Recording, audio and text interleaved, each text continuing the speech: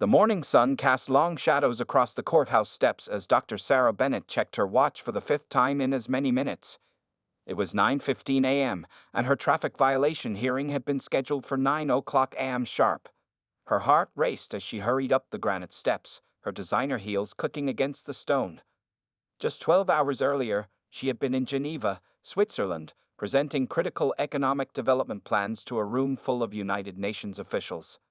The meeting had run longer than expected, and her flight back to the States had been delayed by severe weather. She had barely had time to change clothes at her apartment before rushing to the courthouse. Sarah's perfectly tailored navy blue suit contrasted with her slightly disheveled appearance. Her natural hair, usually styled immaculately, showed signs of her rushed morning routine. The heavy leather briefcase she carried contained a mix of international diplomatic documents and the simple traffic ticket that had brought her here today. As she approached the security checkpoint, Sarah noticed the curious glances from the courthouse staff. She was used to these looks, people trying to place her, to fit her into their preconceived boxes. The security guard, an older man with graying hair, barely glanced at her ID before waving her through the metal detector. His eyes lingered more on her expensive briefcase than her credentials. "Excuse me," Sarah asked politely, her voice carrying the subtle polish of someone who regularly addressed international audiences. "Could you direct me to courtroom 3B? The guard pointed down a long hallway, and Sarah quickened her pace. Her mind wandered to the events that had led to this moment. It had been a simple traffic stop. A right turn at a red light where a newly installed "No Turn on Red" sign had been partially hidden by overgrown branches. The officer had been professional enough, but Sarah had been too busy with her international commitments to handle the ticket before her next overseas trip. The courthouse corridors were a maze of activity. Lawyers in suits hurried past, carrying stacks of files. Anxious citizens sat on wooden benches, waiting for their cases to be called. The air smelled of old paper and furniture polish, mixed with the lingering scent of coffee from the morning's arrivals. Sarah passed courtroom 1A, then 2B, her eyes scanning each door number. The sound of her heels echoed off the high ceilings, drawing more curious glances. A young intern nearly bumped into her as he rushed past with an armload of legal documents, mumbling a quick apology without meeting her eyes. Her phone buzzed in her pocket, probably another message from her team in Geneva about the morning's presentation. They were waiting for her final approval on the economic proposal that could help revolutionize infrastructure development in 3 African nations. The project had been her focus for the past 6 months, and even now, her mind was partly still in that conference room overlooking Lake Geneva. Finally, Sarah reached courtroom 3B. She paused outside the heavy wooden doors, taking a deep breath to compose herself. Through the door's small window, she could see the courtroom was already in session. The judge's bench loomed at the far end of the room, elevated and imposing. Sarah's hand trembled slightly as she reached for the door handle. In the past week alone, she had addressed a room full of world leaders, negotiated multi-million-dollar development deals, and helped draft international policy. Yet somehow, this small traffic court appearance made her nervous in a way those high-stakes situations never did. She opened the door as quietly as possible, but the old hinges creaked loudly in the quiet courtroom. Heads turned to look at her, and Sarah felt the weight of every pair of eyes. The court clerk paused in mid-sentence, and the judge looked up from his papers, his expression already darkening at the interruption. Sarah clutched her briefcase tighter, feeling the smooth leather under her fingers. Inside were documents bearing the seals of various nations, thank-you letters from world leaders, and proposals that could change thousands of lives. But in this moment, she was just another late arrival disrupting the court's schedule. As she made her way to the defendant's area, Sarah straightened her shoulders and lifted her chin, a posture she had perfected in countless international meetings. She was Dr. Sarah Bennett, a respected international consultant who had earned her place at global decision-making tables. Yet as she felt Judge William Crawford's disapproving gaze, she knew that all he saw was a tardy black woman who had dared to disrupt his courtroom's carefully maintained order. The tension in the room was palpable as Sarah took her place, setting her briefcase carefully beside her. The morning sun streaming through the high windows caught the gold accents on her designer suit. Judge William Crawford had been sitting on the bench for 23 years, and he prided himself on running a tight schedule. His courtroom was known throughout the district for its strict adherence to time and protocol. Today was no different, Or at least it shouldn't have been, until the late arrival of Sarah Bennett disrupted his carefully ordered morning. From his elevated position behind the bench, Judge Crawford observed the woman who had just entered his courtroom. His steel-gray eyes narrowed as he noted her windswept appearance. The judge had developed what he believed to be an accurate system for sizing up people who appeared before him, built on his decades of experience. In his mind, respect for the court began with punctuality and appearance. The fluorescent lights of the courtroom cast harsh shadows across his face as he leaned forward, his black robe rustling slightly. At 62 years old, Judge Crawford carried himself with the stern authority that came from years of commanding a courtroom. His silver hair was perfectly trimmed, his reading glasses perched precisely on the bridge of his nose. Everything about him spoke of order and control. "You are 15 minutes late," he announced, his voice carrying the weight of authority that had made many defendants shrink in their seats. He didn't bother to check his watch again. He knew the exact time without looking. The morning's proceedings had been flowing smoothly until this interruption, and his irritation was evident in the tight set of his jaw. The court clerk, Mrs. Thompson, began shuffling through the morning's files to locate the appropriate paperwork. She had worked with Judge Crawford long enough to recognize when his mood was turning sour. The clicking of her keyboard seemed unusually loud in the tense atmosphere of the courtroom. Judge Crawford watched as Sarah tried to organize her belongings at the defendant's table. Her expensive briefcase caught his eye, but rather than impressing him, it only added to his annoyance. In his experience, people who carried expensive accessories often thought they were above the law, that rules didn't apply to them the same way they did to others. "Your Honor," Sarah began, her voice clear and professional, but Judge Crawford raised his hand, cutting her off before she could continue. The other people in the courtroom shifted uncomfortably in their seats. They had seen this before. The judge's legendary intolerance for tardiness was about to be displayed. "Miss Bennett," he said, emphasizing the Ms. with a slightly dismissive tone, not knowing or caring about her actual title. "This court begins promptly at 9:00 a.m. The time is clearly stated on your summons. Your late arrival shows a distinct lack of respect for this court and the other citizens waiting for their cases to be heard." He paused, looking down at the simple traffic citation in front of him, a routine case, one of dozens he would hear today. But now it had become something more, a chance to teach what he considered a valuable lesson about responsibility and respect for the law. The morning sunlight streaming through the high windows created a glare on his glasses as he removed them and placed them carefully on his desk. This was a gesture his regular courtroom staff recognized. It usually preceded one of his lectures about civic duty and respect for the justice system. The bailiff, Officer Rodriguez, shifted his weight slightly, recognizing the signs of an impending dramatic moment in the judge's courtroom. He had seen this scene play out many times before, though something about this particular defendant seemed different. There was a quiet dignity in her bearing that stood out, even in her disheveled state. Judge Crawford's fingers drummed slowly on his desk as he studied the woman before him. He noted her attempting to speak again and once more held up his hand for silence. In his mind, he was already crafting the stern lecture he would deliver, one he had given countless times before to those who failed to meet his exacting standards. "The court's time," he began, his voice taking on the practiced tone of someone who believed they were about to deliver an important life lesson, "is not your personal time. When you receive a summons to appear, it is not a suggestion. It is not a casual invitation that you can choose to attend at your convenience." The judge's words echoed in the high-ceilinged courtroom. Other defendants waiting for their cases watched with a mixture of relief and sympathy, relief that they weren't the target of the judge's displeasure, and sympathy for the woman who was. Little did Judge Crawford know that his standard lecture about respect and responsibility was about to backfire spectacularly. His carefully constructed worldview, built on quick judgments and assumptions, was moments away from being thoroughly challenged by the woman he was so quick to dismiss. The tension in courtroom 3B grew thicker as Judge Crawford continued his lecture. Sarah Bennett stood perfectly still, her hands folded in front of her, maintaining the same composed posture she used when dealing with difficult negotiations in international boardrooms. The only sign of her rising frustration was a slight tightening around her eyes.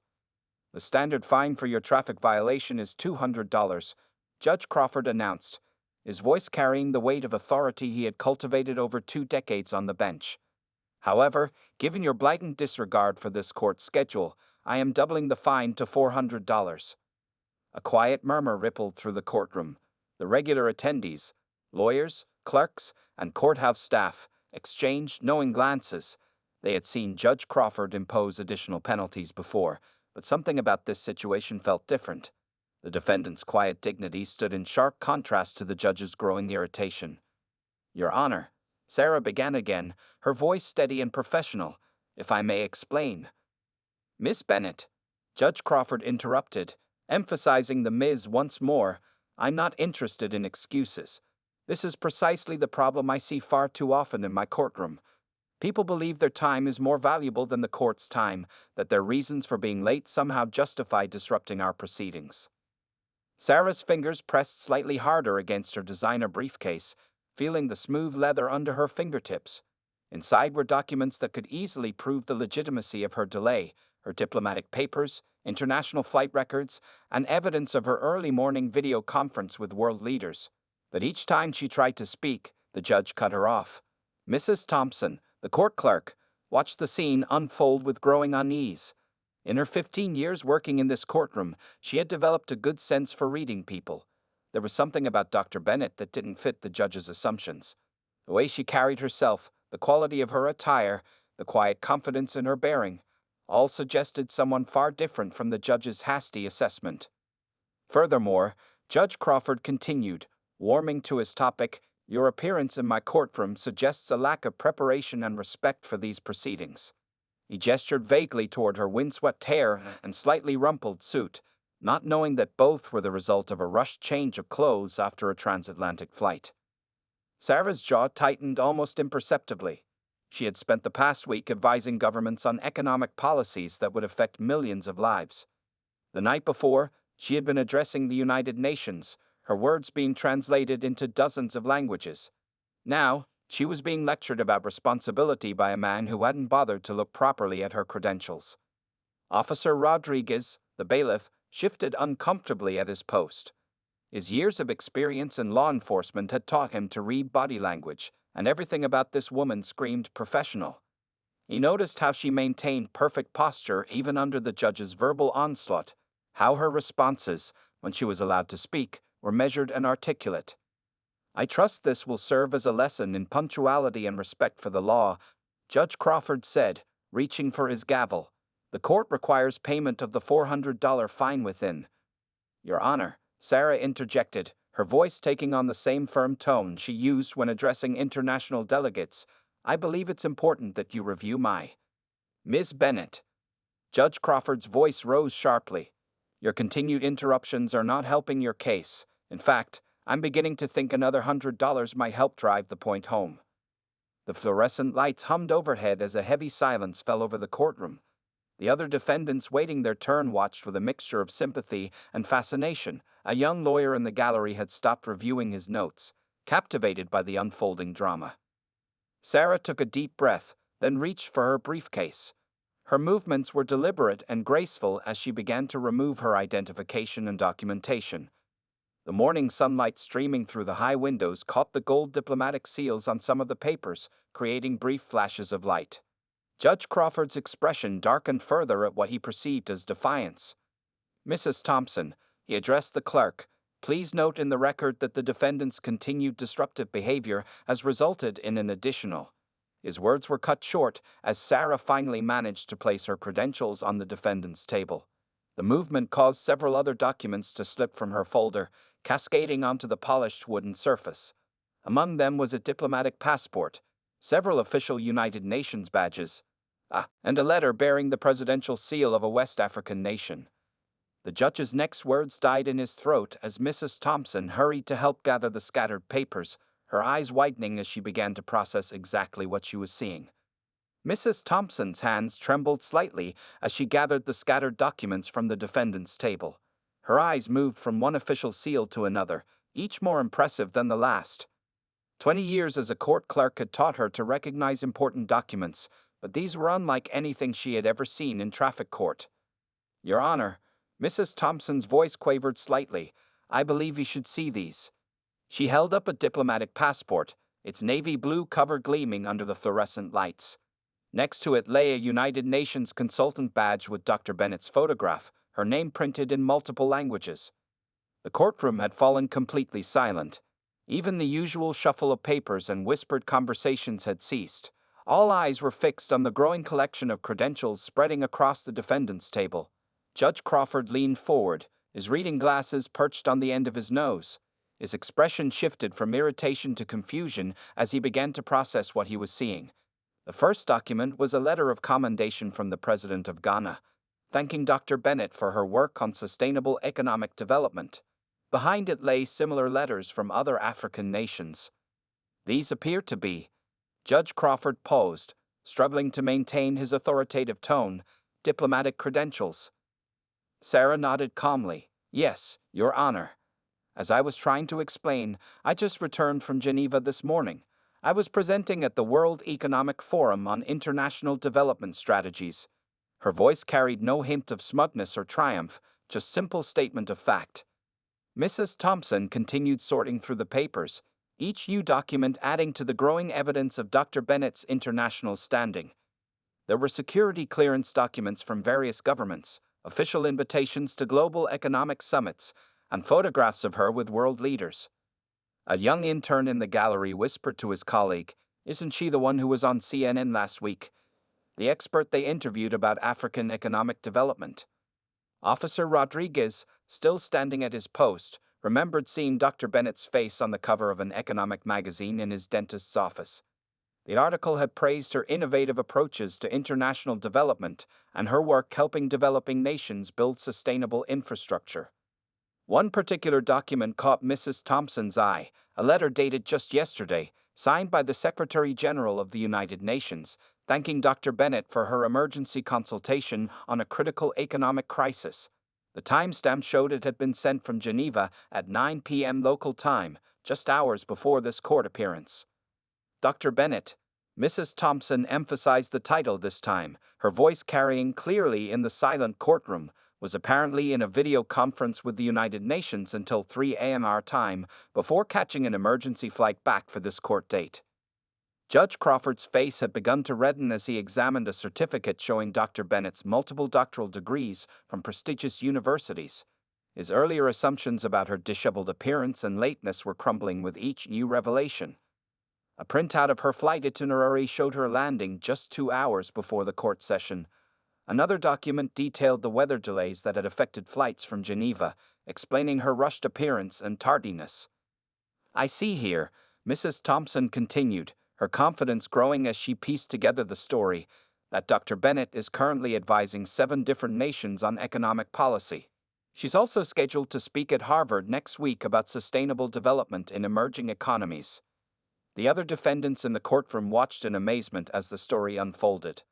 A woman who had been whispering angrily about the judge's harsh treatment earlier now sat with her mouth slightly open, watching the scene with rapt attention. Sarah stood quietly through it all, her posture perfect despite her exhaustion. The morning sun had shifted, now illuminating her face, highlighting the quiet dignity in her expression. She hadn't planned for her credentials to spill out this way, but perhaps it was better that they had. Judge Crawford removed his glasses slowly, placing them on his desk with unusual care.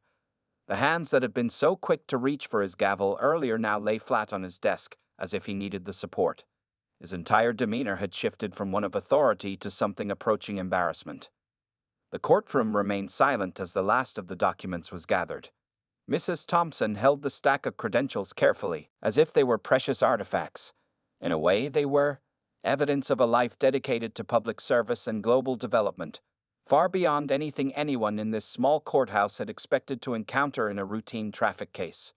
Judge William Crawford's courtroom had never felt so quiet. The usual creaks of wooden benches and whispered conversations had vanished, replaced by a heavy silence as he studied the documents before him. His hands, usually so steady when holding his gavel, trembled slightly as he picked up another letter bearing an official United Nations seal. "Dr. Bennett," he said slowly, emphasizing her correct title this time, "perhaps you could explain to the court the nature of your work?" His voice had lost its earlier harshness, replaced by a tone of genuine curiosity mixed with growing embarrassment. Sarah straightened her suit jacket and spoke clearly, her voice carrying the same professional tone she used in international conferences. Your Honor, I work as a senior economic consultant for the United Nations and several African nations. My team develops infrastructure projects that help communities lift themselves out of poverty. The judge listened intently as Sarah explained how she had spent the previous day in Geneva, Switzerland. She had been presenting a major economic development plan that could help bring clean water and electricity to millions of people. The meeting had run late into the night due to its importance. The video conference this morning was an emergency consultation, Sarah continued, her exhaustion showing only in the slight shadows under her eyes. 3 nations were waiting for my input on a crisis that could affect their entire region's stability.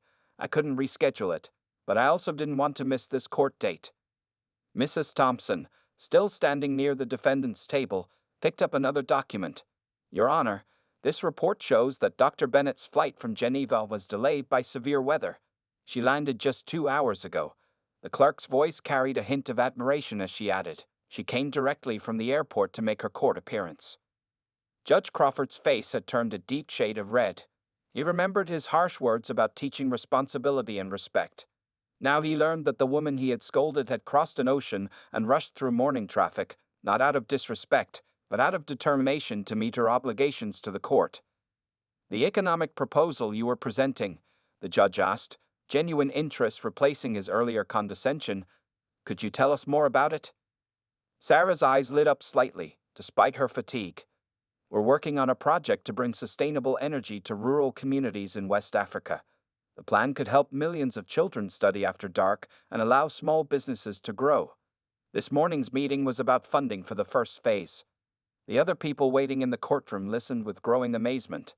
The woman they had pitied earlier for facing the judge's wrath was now revealed to be someone who worked with world leaders and shaped international policy. Judge Crawford picked up a photograph that had fallen from Sarah's folder. It showed her standing between 2 African presidents, all 3 smiling as they signed what appeared to be an important agreement. The date stamp showed it was taken just last week. Dr. Bennett, the judge said, clearing his throat uncomfortably, I believe I owe you an apology. My assumptions about your late arrival were clearly, he paused, searching for the right words, completely unfounded. Sarah nodded graciously, maintaining the diplomatic poise that had served her well in international negotiations. Your Honor, punctuality is very important to me. In my work, being late to a meeting could mean delaying aid to communities that desperately need it. I would never disrespect this court's time intentionally.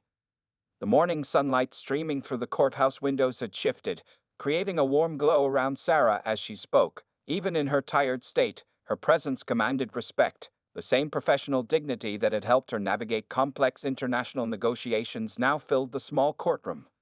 Officer Rodriguez, watching from his post, noticed how the other defendants in the room sat up straighter, inspired by the scene unfolding before them. The young intern who had recognized Sarah from CNN was frantically writing notes, clearly impressed by the unexpected turn of events.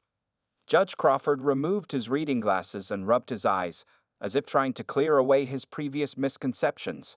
In his 2 decades on the bench, he had never experienced such a profound shift in his assessment of someone who appeared before him. The lesson in prejudice and hasty judgment was not lost on him or anyone else in the courtroom. Judge Crawford's courtroom remained unusually quiet as he gathered his thoughts. The normal shuffling of papers and whispered conversations had given way to expectant silence. Everyone could sense that something important was about to happen, a moment that would go far beyond a simple traffic violation. Dr. Bennett, the judge began, his voice carrying none of its usual authority, I owe you a formal apology.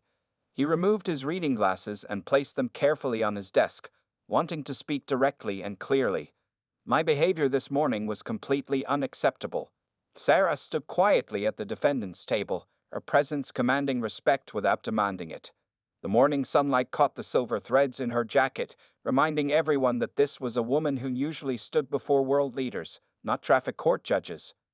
Your Honor, she responded diplomatically, I understand that my late arrival disrupted your court schedule. But Judge Crawford shook his head, determined to acknowledge the full extent of his mistake. No, Dr. Bennett. This goes beyond a simple matter of tardiness. I made assumptions about you the moment you walked into my courtroom. Those assumptions were not only wrong, they were— he paused, searching for the right words. They were rooted in prejudices I didn't even realize I carried. Mrs. Thompson, the court clerk, had stopped typing entirely. In 15 years, she had never heard Judge Crawford admit to being wrong about anything. Officer Rodriguez shifted at his post, equally surprised by this unprecedented moment. The fine I imposed, the judge continued, was not just excessive, it was an expression of those prejudices. I hereby reduce it to the standard amount, and I would completely understand if you wish to file a formal complaint about my conduct. Sarah's response surprised everyone in the courtroom. Your Honor, I would prefer to keep the original fine amount, she said calmly. A murmur of confusion rippled through the gallery. Judge Crawford looked up, startled. However, Sarah continued, her voice clear and measured, I would like to suggest that the additional amount, the extra $200, be donated to the local education fund for underprivileged youth. Perhaps it could help support a student who dreams of working in international development or law. The young law student who had earlier mentioned Sarah's TED talk wiped tears from her eyes. Other observers in the courtroom exchanged impressed looks. Even in the face of unfair treatment, Dr. Bennett was thinking about how to help others. Judge Crawford cleared his throat, visibly moved by her suggestion. That is more than generous, Dr. Bennett. I will personally match that donation. He paused, then added, and I would like to add a note to the court record, acknowledging my misconduct and your gracious response to it. Sarah nodded in acceptance, then reached into her briefcase. She pulled out a business card and handed it to Mrs. Thompson. This is my contact information. I occasionally give talks about international development at universities. If the Education Fund ever needs a speaker for a fundraising event, I would be happy to help. The judge watched this exchange with growing admiration. Here was a woman who had every right to be angry, who could have demanded his public censure, who could have called for an investigation into his conduct. Instead, she was finding ways to turn an unpleasant incident into an opportunity to help others. Dr. Bennett, Judge Crawford said, his voice heavy with sincerity, thank you for teaching me a valuable lesson today, one that I should have learned long ago. He picked up his gavel, then set it down again, realizing that the formal trappings of his office felt somehow inappropriate for this moment.